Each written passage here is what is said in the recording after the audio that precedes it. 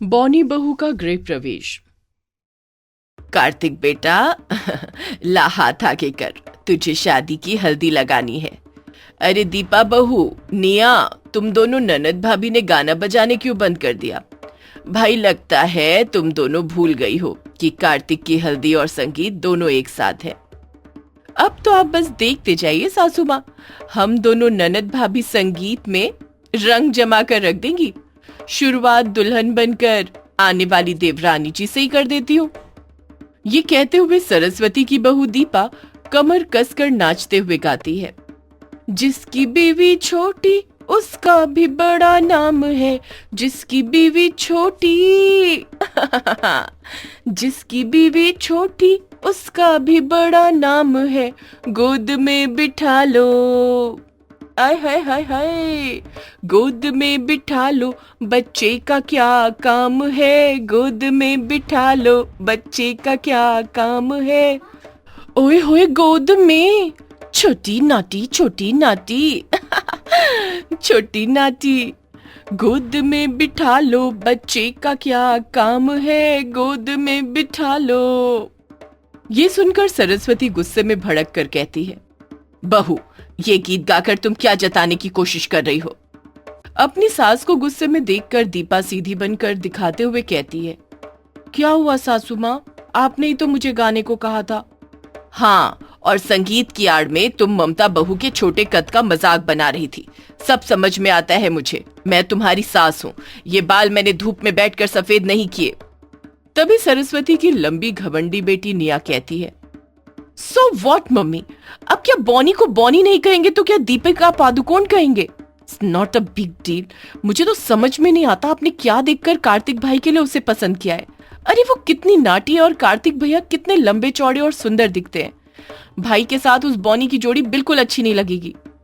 बस करो तुम दोनों, मैं देख रही हूँ जिस दिन से रिश्ता तय हुआ है तुम दोनों खुश नहीं हो। अरे माना कि ममता का कद कम है, मगर उसमें वो गुण है जो बहू में होने चाहिए। देखो तो जरा बुड्ढी को, अभी तो वो बॉनी ससुराल में आई भी नहीं और ये उसकी बड़ाई किए जा रही है। सरस्वती ने कार्तिक के लिए बॉनी ममता को चुना था, इसीलिए सरस्वती और कार्तिक को छोड़कर इस शादी से ननद भाभी ससुर कोई भी खुश नहीं था। देखते ही देखते शादी का दिन आ जाता है। ममता की माँ सुगंधा कहती है, ममता देख, तेरी बारात आ गई।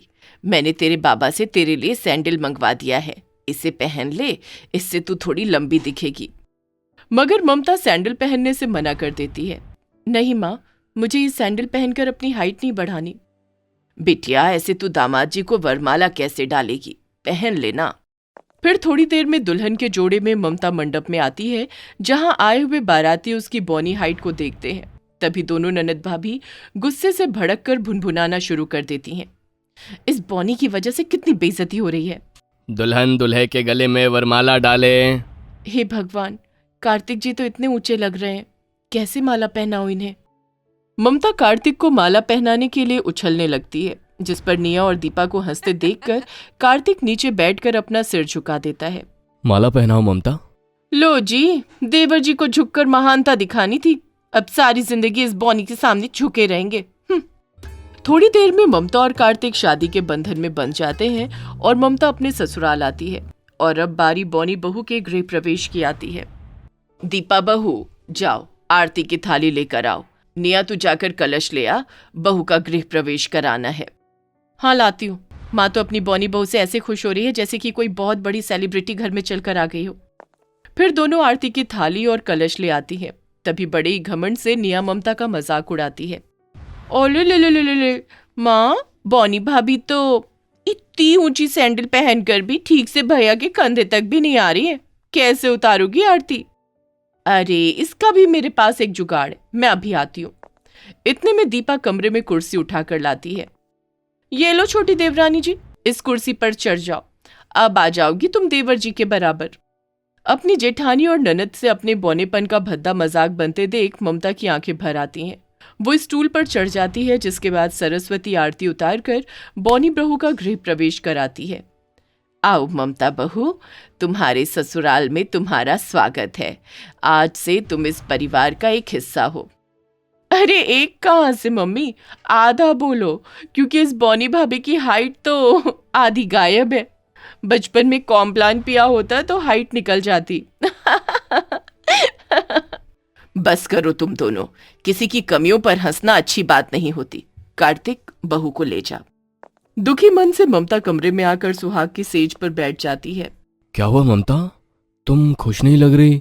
कार्तिक जी, क्या आपने बोझ में आकर मुझ बॉनी से शादी की है? अरे नहीं ममता, मैंने अपनी पसंद से तुम्हें चुना है, क्योंकि तुम मन की बहुत साफ हो और तुम्हें पत्नी के रूप में पाकर मैं खुश हूँ। ये सुनकर भीगी आंखों से ममता कार्तिक की बाहों में समा जाती है। अगले दिन वो तड़के सुबह उठकर पूरे घर की साफ सफाई करके पूजा पाठ करती है। ओम जय जगदीश हरे, स्वामी जय जगदीश हरे, भक्त जनों के संकट क्षण में दूर करे, ओम जय जगदीश हरे। प्रणाम माँ जी। सदा सुहागन रहो बहू, कितना मीठा गाती है तू।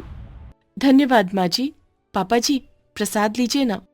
तभी गुस्से से ससुर प्रताप झाड़ कर बोला, मुझे नहीं चाहिए प्रसाद। इस बौनी लड़की की वजह से कल पूरे बारात में हमारी नाक कट गई। प्रताप भी अपनी बौनी बहू को कोस कर चला जाता है। बहू, तू दिल छोटा मत कर, मुझे तुझ पर भरोसा है, तू इन सब का दिल जीत लेगी। अब बस जल्दी से अपने हाथों से कुछ मीठा खिला दे और मुस्कुराती रहा कर। जी माँ जी। ममता रसोई में आती है। हे भगवान, रसोई कितनी ऊंची है, क्या करूं? तभी निया और दीपा रसोई में आती हैं। अरे मेरी प्यारी बौनी देवरानी जी, तुम क्यों चिंता करती हो? ये लो, तुम्हारे लिए कुर्सी लाई हूं। थैंक यू जेठानी जी। ममता स्टूल पर खड़ी होकर खाना बनाने लगती है। तभी स्टूल का पाया टूटा होने की वजह से वो धब्ब से गिर जाती है। आ आ आ माँ! देख लो दीपा भाभी, गिरे हुए लोग जमीन पर गिर ही गए।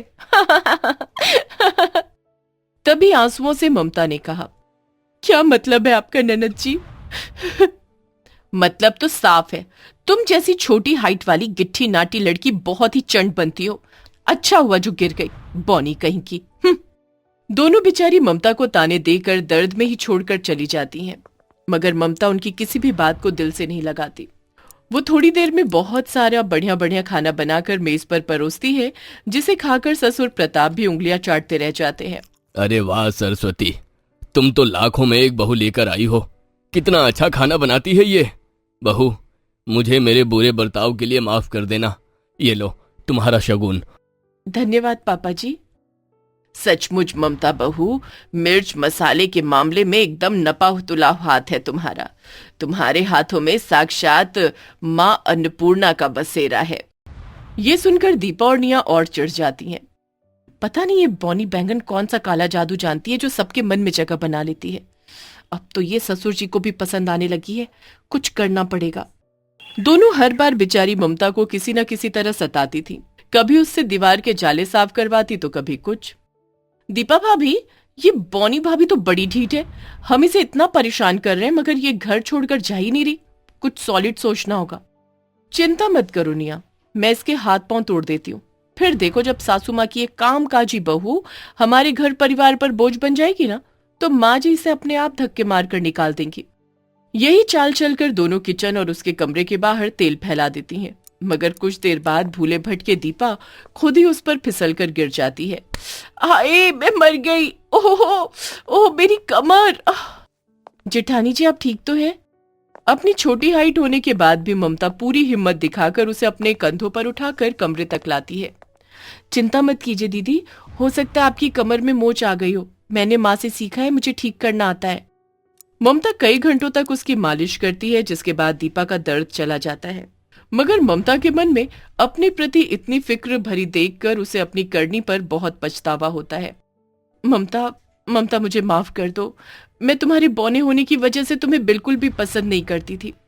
मैं चाहती थी कि तुम चली जाओ, इसीलिए मैंने उस जगह पर तेल फैलाया था ताकि तुम गिर जाओ।